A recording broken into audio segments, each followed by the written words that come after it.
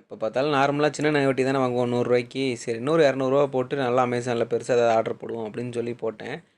Build quality பொறுத்த வரைக்கும் ஒன்றும் பிரச்சனை இல்லை. ஸ்டெயின்லெஸ் ஸ்டீலில் தான் பண்ணியிருக்காங்க. பிளாக் கலர் நல்லா தான் இருக்குது. ஆல்ரெடி 1 இயராக யூஸ் பண்ணிட்டு தான் இருக்கேன். இதில் என்னென்ன இருக்குது, என்னென்ன பிரச்சனை இருக்குதுன்னு சொல்கிறேன் பாருங்கள். ஃபஸ்ட்டு பார்த்தீங்க அப்படின்னா இந்த மேக்னெட்டு தான். ஸ்டார்டிங்லேருந்தே இப்போ வரைக்கும் அது எது கொடுத்துருக்காங்கன்னே தெரில. லைட்டாக தான் ஒட்டுது. பட் உதறினாலோ தட்டினாலோ டக்குன்னு கீழே விழுந்துருது. அது எதுக்குன்னே தெரில. அது கொடுக்காமலே இருந்திருக்கலாம். நகை வெட்டுறத பொறுத்த வரைக்கும் ஒரு பிரச்சனையும் இல்லைங்க. செம்ம ஸ்மூத்தாக வெட்டுது. ரொம்ப ஃபோர்ஸ் பண்ணி அமுத்தணும்னு அவசியம் இல்லை. லைட்டாக வெட்டினாலே வெட்டிடுது. வாங்கினதே அதுக்கு தானே.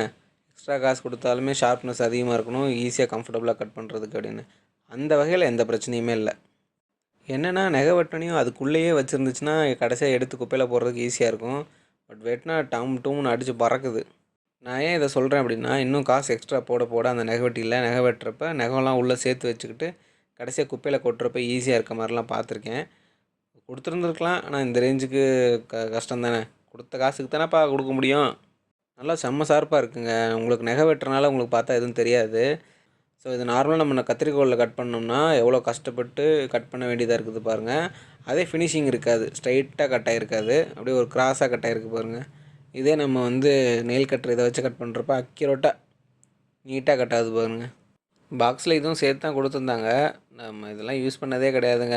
அந்தளவுக்கு கையை கிழிக்கிற அளவுக்கு இருக்காது. ஷேப்பு கொண்டு வரணும்னு ஆசையும் பட மாட்டேன். அதனால் இது எப்பவும் போல் சும்மா தான் கிடக்கும். பட் தேவைப்படுறவங்க லேடிஸு மற்றவங்களாம் யூஸ் பண்ணிக்கலாம். அப்புறம் இந்த பேக்கிங்க்கு தாங்க காசே. கொடுத்த காசு பேக்கிங்க்கே ரூ. 100 செலவாயிருன்ற மாதிரி சூப்பராக இருக்குது பாருங்களேன். அழகாக ஸ்டீல் பாக்ஸில் பாக்ஸ் ஓப்பன் பண்ணல ஒரு ப்ரீமியம் ஃபீல் கொடுக்குது பாருங்கள். கொடுக்கணும்னு நினச்சி தான் கடனேன்னு கொடுத்துருந்துருக்கலாம். இருந்தாலும் கொடுத்த காசுக்கு ஏதாவது பண்ணணுமே அப்படின்றதுக்காக சூப்பராக பண்ணியிருக்காங்க.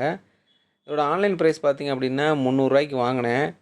அதை உங்களுக்கு காமிக்கலாமே அப்படின்னு சொல்லிட்டு ஸ்க்ரீன் ரெக்கார்ட் பண்ணி ரெக்கார்ட் பண்ணுறப்ப இடையில பார்த்தீங்கன்னா ரூ. 400 இவ்வளோ எக்யூப்மெண்ட்ஸ் கொடுத்துருந்தாங்க.